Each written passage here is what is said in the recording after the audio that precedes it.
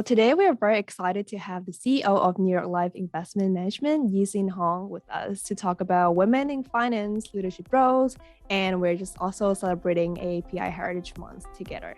So before we jump into our questions, I want to ask Yie-Hsin to give our listeners and audience a brief introduction. Sure, I'm delighted to be here. I'm Yie-Hsin, and I've been the CEO of New York Life Investment Management now for 6 years, and at New York Life for just about 11 years. I started with an education in engineering, went on to business school, and have basically been in the financial services industry my whole career, starting out in investment banking, and then investment management, all at Morgan Stanley. So earlier you had the honor of being named the most powerful women in finance by American Banker. So what do you think this title means to you?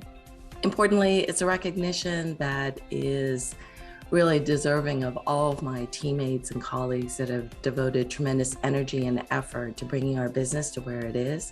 And so in many ways, I share this accolade with all of them as well. And then I hope too that my presence on this list gives encouragement to other Asian young women that are pursuing paths of leadership, because I very much believe that if you can see it, you can be it. So about advocating for more diversity in workforce. So how are you specifically in your current role in your life advocating for more diversity?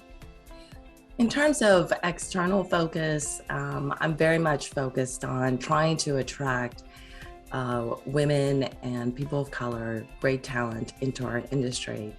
And I've done that by sharing my stories like I'm doing with you today. Internal to New York Life, I am very focused on each of the processes related to our talent, building training programs, creating opportunities for our high potential talent to really develop those skills and capabilities, have that remit of responsibility well in advance of that next promotion, and helping them to understand what it means to lead with inclusivity, to be comfortable having candid conversations about race, and focus around unconscious bias, and focusing as well on what is our pipeline of talent that we're trying to move up throughout the organization. I'm also the executive sponsor for our Investments Women and Asian Employee Networking Groups. And there, I think it's a wonderful opportunity really to create a sense of community as well as professional development and networking. And I've been able to bring so much of this into what we focus in on day to day. So what would be your advice for women, not only in finance specifically, but in other walks of life who want to make career progress and make their voices heard more often? I would have 3 pieces of advice. The first is establish your credibility. And oftentimes that's really just about delivering results above and beyond expectations and being very good at what you do. Disciplined, hard work, having curiosity. I think a lot of that comes quite naturally to many of us. The second is seeking visibility. So if you have the opportunity to work on high profile projects, take advantage of that opportunity. Look around to see if there are people in positions of influence that might be able to help you in terms of advancing your career. And then lastly, being relevant. So this means adding value beyond your area of expertise, seeing the bigger picture, being willing to weigh in on the broader strategy or areas that are outside of your remit. So during your career, have you ever been treated differently just because of either your race or your gender? And how do you find yourself in those situations? I'd have to say yes. Of course, there are elements where I don't think I necessarily helped it. When I was early on in my career, I kept my head down. I didn't necessarily speak up or advocate for myself. I also found it very difficult to take feedback, which fortunately I've since learned what a tremendous gift that is.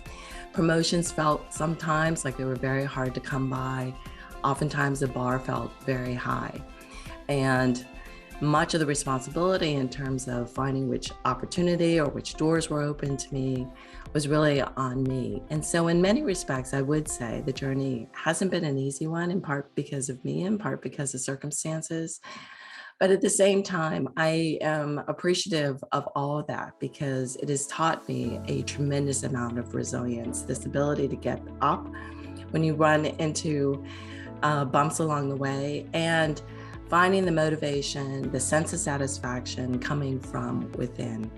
And it puts me today in a place where I'm so motivated to make the path easier and much more straightforward for those that are coming up behind me. So as we celebrate AAPI Heritage Month, many look up to industry leaders like you for guidance and inspiration. So for our audience and listeners joining in to this conversation, what are some of the advice you would give to them? Well, look for organizations that really resonate with your values. When I think about our efforts from an Asian perspective, the New York Life Foundation is very active. Our Asian Pacific Circle is as well. So there's a couple of organizations that we have supported, like Apex for Youth, that is focused on immigrant youth from low-income families in New York City. Ascend, which is one of the largest Pan-Asian business professional organizations that are really helping with career development. And then the Chinese American Planning Council, which I think is one of the largest Asian American social services organizations in this country. We've also supported the Asian Americans Advancing Justice and Stop AAPI Hate. My view is let's come together as one, and also knowing that we can't just stand by and watch this happen. This is a moment in time where silence is no longer an option. That's great. Thank you so much, Yie-Hsin. Thank you.